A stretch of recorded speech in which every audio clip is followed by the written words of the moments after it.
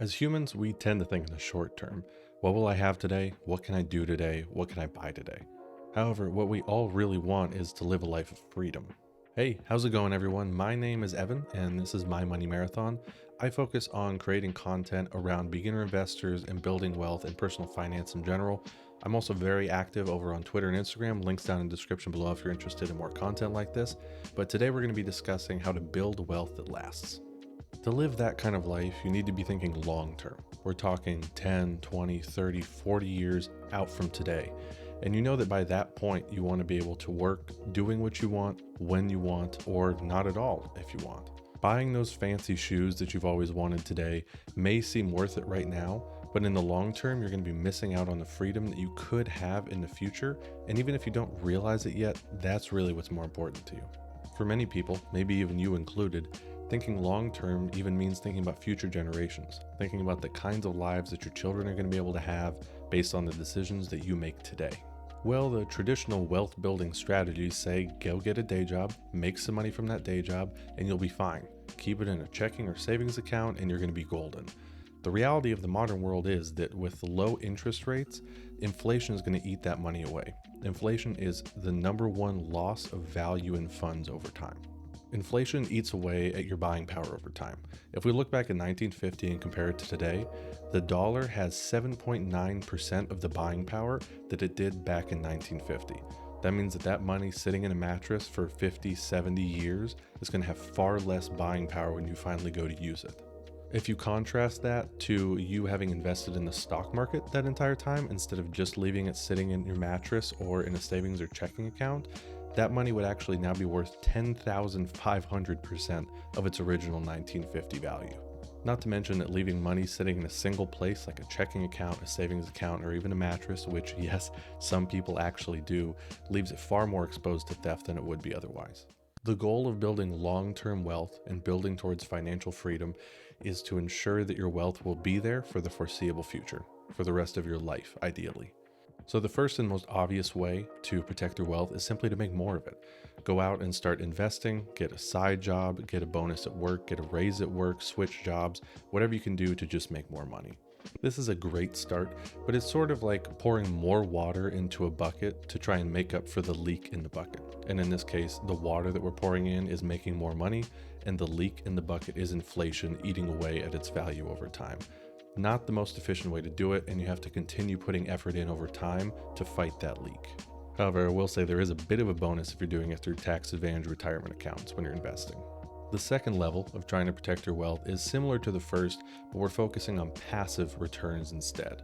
Think of this as somebody coming up and helping you by filling up your bucket as it leaks for you, so you're not having to put in any continued effort yourself and somebody else is doing it for you. This passive income usually comes from either stock dividends or real estate rental income. Either of these methods are just going to pile on money to your day job and then even continue generating returns when you retire. Level 3 of building wealth that lasts is utilizing diversification. Now this is when we really get started protecting your wealth in significant ways that don't involve just piling on more money to the problem. In wealth, diversification means spreading that wealth over multiple assets and preferably multiple asset classes. That way, if a single asset class, platform, whatever it might be, fails, you'll be protected because you'll have all of these other investments still working for you. Let's go back to the bucket filled with water analogy.